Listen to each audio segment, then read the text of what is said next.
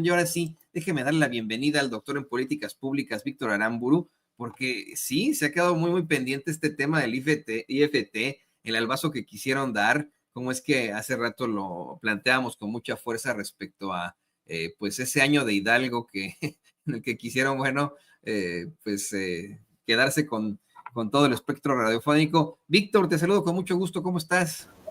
Hola Toño, pues muy contento de estar aquí con ustedes y pues un saludo de fin de año a la familia de Sin Censura. Oye, ya te pelees con Krause por decir que Jesús era. Fíjese, por cierto, en un análisis histórico hay que pensar exactamente esto, si Jesús era judío, ¿no? O palestino, son cuestiones geopolíticas muy interesantes, pero en cuanto al judaísmo, pues en ese entonces, según tengo yo entendido, había varias vertientes del judaísmo y a la gente que era originaria de Nazaret, Jesús nació en Belén, pero la gente originaria de Nazaret, porque si era considerado, se le discriminaba mucho dentro del mismo judaísmo, porque eran galileos. Pero bueno, ya estás peleando ahí con Krause. Tantas cosas ahí que hay que platicar. No, ni me peló el ingeniero, ¿no? Pero pues hay sus argumentos. Digo, yo estoy seguro que si hubiera pues alguna reliquia, ¿no? Por ahí del Jesús histórico y se le hiciera un examen de ADN, pues seguramente compartiría más genes con un palestino actual que con el ingeniero Krause, cuyos Claro. ancestros más cercanos, pues en realidad son de Polonia, ¿no? Más que otra cosa. Sí, desde Polonia y muchas partes de Europa, ahí efectivamente. Y el pueblo palestino sí comparte mapa genético absolutamente con los semitas, ¿no? Son absolutamente semitas. Pero ese tema otro que en estos momentos tiene muchos fachos encontrados por ahí. Pues, ¿qué te parece lo que también nos encuentra, que es el tema del albazo en el IFT?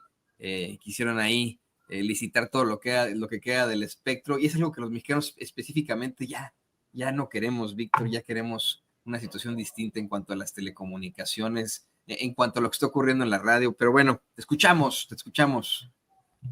Sí, pues es justamente, ¿no? Ya las patadas de ahogado, los estertores de estos órganos, pues autónomos, pero autónomos, digamos que del pueblo, ¿no? De la mayoría gobernante, de la mayoría que eligió el cambio de régimen, y justamente para eso los crearon. O sea, en realidad esa es la razón, ¿no? Cuando se crean todas estas reformas del Pacto contra México, por ahí en tiempos de Enrique Peña Nieto, pues es uno de los triunfos principalmente pues de la oligarquía, ¿no? La creación sobre todo de la COFESE y del IFT. Ya existían anteriormente, aunque eran organismos desconcentrados, pero cuando se crean, ya se les da autonomía constitucional, pues la idea era clavar comisionados pues que fueran afines a los intereses de, pues sobre todo de los grandes oligopolios, si no es que monopolios de México en algunos mercados. Y entonces,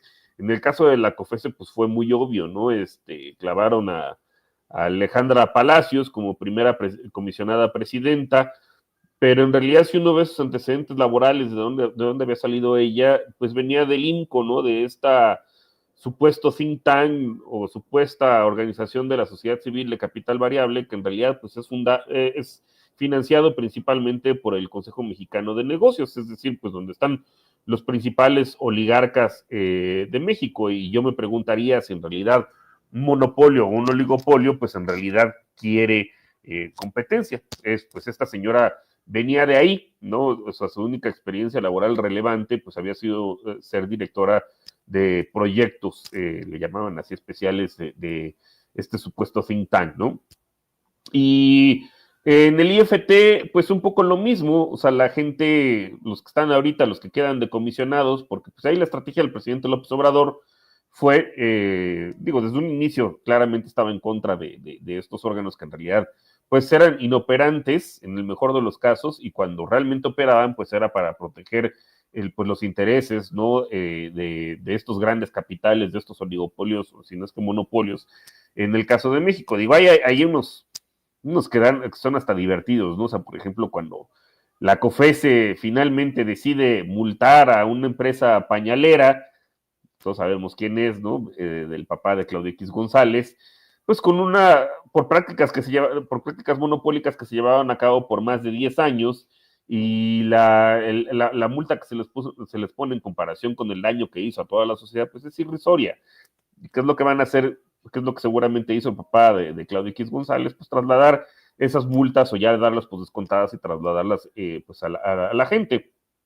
Recientemente, pues también se dieron cuenta, porque además hablamos muchas veces de monopolios, de oligopolios, ¿no? Es decir, cuando solamente hay un comprador, perdón, un vendedor o pocos vendedores en el mercado y abusan de ese poder de mercado para fijar precios más altos y extraer rentas, pero también pocas veces hablamos de los monopsonios o oligopsonios, que son en esa situación en la que tienes pocos compradores o un solo comprador. Digo, la gente que los productores del campo, ¿no? Los campesinos pues, conocen bien esa situación, que es el famoso coyote, que solamente llega uno y te compra toda tu cosecha al precio que él dice.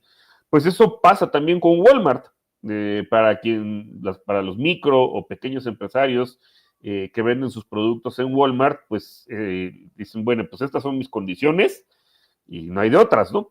Entonces yo voy a decir cuándo te pago, bajo qué condiciones, me los dejas a consigna, si no me los vendes, etcétera, ¿no? Y entonces, pues todo eso se sabe desde hace varios años y pues hasta ahora, ya que los van a desaparecer, finalmente la COFESE descubre que Walmart incurre, y no solamente Walmart, varias otras, incurren prácticas oligopsónicas, ¿no? O monopsónicas en detrimento pues de estos micro y pequeños productores. Y bueno, pues está justamente, pues ya la cerecita del pastel, ¿no? Antes de irse, la última y nos vamos, del IFT, que querían hacer el agandalle de esas frecuencias que antiguamente se utilizaban para AM o para transmisiones de televisión, antes de la transición digital, pues resulta que ahora tienen una mayor utilidad, ¿no? Para la 5G. Y pues antes, o sea, cuando ya sabían, ¿no? Que se iban a extinguir, porque pues eso fue parte del plan C, ¿no? O sea, para nadie fue sorpresa tanto la reforma al Poder Judicial como la extinción de estos mal llamados órganos autónomos, porque pues eran autónomos en realidad del pueblo, pero pues a quien beneficiaban, más bien, pues, o los intereses que protegían, pues eran los de la oligarquía, y pues tratan esto que dio a conocer la presidenta ayer, y hoy también lo volvió a mencionar, pues que querían licitar estas frecuencias, 2.400 por todo el país para 5G, y pues sabemos que ahí está precisamente el futuro de las comunicaciones, al menos el futuro inmediato, ¿no? En este tipo de banda, de la transmisión de datos de banda ancha de forma inalámbrica, y pues ahí estaba el negocio, ¿no?